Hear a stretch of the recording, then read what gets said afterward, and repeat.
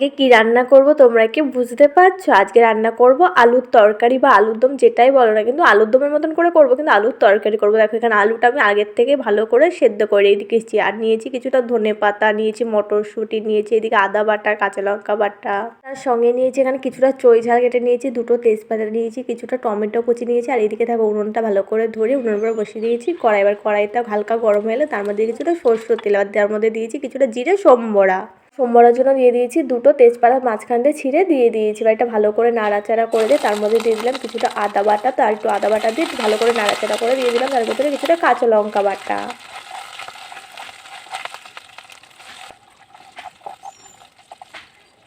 এবার দেখো আদা আর কাঁচা লঙ্কা বাটাটা কিছুক্ষণ ভালো করে ভেজে নিই, মানে কাঁচা গন্ধটা যখন ছেড়ে যাবে, মানে আর কাঁচা গন্ধটা বেরোবে না, তার ভেতরে দিয়ে দিলাম সেদ্ধ করে নিয়ে আলুগুলো কিন্তু ভালো করে সেদ্ধ করে নিই, মানে খুব বেশিও সেদ্ধ করিনি আবার কমও সেদ্ধ করিনি। আলুগুলো ভাপ দেওয়া না বলতে পারো, মানে যখন তরকারিটা আমি রান্না করবো আলুগুলো পুরো গলে যাবে না, এর জন্য হালকা একটু ভাপ দিয়ে নিয়েছি, এতে করে রান্নাটা আমার তাড়াতাড়ি হবে, খেতেও বেশ ভালো লাগে। আর আলুর ভেতরে এক এক করে মশলাগুলো দিয়ে দেবো পরিমাণ মতো কিছুটা লবণ, তার সঙ্গে দিয়ে দেবো পরিমাণ মতো কিছুটা হলুদ গুঁড়ো, কিছুটা জিরে গুঁড়ো আর কিছুটা লঙ্কা গুঁড়ো। এই হলো আজকে রান্নার মশলা, সব মশলা দেওয়া হয়ে যাবে। আলুগুলো আবারও কিছুক্ষণ মশলার সাথে খুন্তিতে ভালো করে নাড়াচাড়া করে দেবো।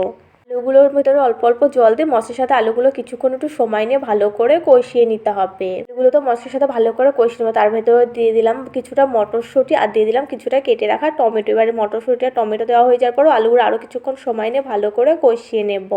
তোমরা যদি এখনও আমার চ্যানেলটি সাবস্ক্রাইব না করে থাকো অবশ্যই মনে করে তোমরা আমার চ্যানেলটি সাবস্ক্রাইব করে দিও। তোমাদের কাছে ভিডিওটা ভালো লাগলে ভিডিওটা একটা লাইক করে দেওয়ার, পাশে থাকা বেল আইকনটা অবশ্যই মনে করে প্রেস করে রেখো, যাতে করে আমার পরবর্তী ভিডিওর নোটিফিকেশন সবার আগে তোমার কাছে পৌঁছায়। দেখো আলুগুলো তো ভালো করে কষিয়ে নিচ্ছি মশলার সঙ্গে, তার ভেতরে কী দিয়ে দিয়েছি বলতো চুই ঝাল কেটে রেখেছিলাম সুন্দর করে, সেই চুই ঝালটাই দিয়ে দিলাম। ওটা মশলার সাথে কিছুক্ষণ ভালো করে কষাতে কষাতে তার ভেতরে আরও কিছুটা লবণ দিলাম। আমার টেস্ট করে দেখলাম লবণ একটু কম আছে, তাই পরে আরও কিছুটা লবণ দিয়ে দিয়েছি।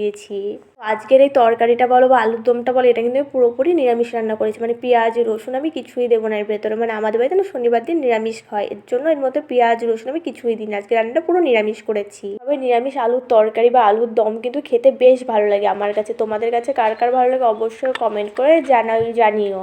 তোমাদের সাথে কথা বলতে বলতে কিন্তু আমার আলুটা খুব মশলার সাথে ভালো করে কষিয়ে নেওয়া হয়ে গেছে। এবার আলুর ভেতরে দিয়ে দিয়েছি পরিমাণ মতন জল তরকারিতে। এবার এটা কিছুক্ষণ হতে দিতে হবে তরকারিটা ফোটার জন্য, মানে ঝোলটা ফোটার জন্য। তোমরা আমার মিনি কিচেনে আর কি রান্নার ভিডিও দেখতে চাই সেটাও কমেন্ট করে জানাতে পারো, তাহলে আমি তোমাদের পছন্দ মতন রান্নার ভিডিও করে দেখাতে পারি। দেখো আলুর তরকারিটা কিন্তু আমার ফুটতে শুরু করে দিয়েছে। তোমরা পাশে থাকলে মিনি কিচেনের ভালো ভালো রান্নার ভিডিও করে তোমাদের দেখাবো, শুধু তোমরা একটু পাশে থাকলেই হবে।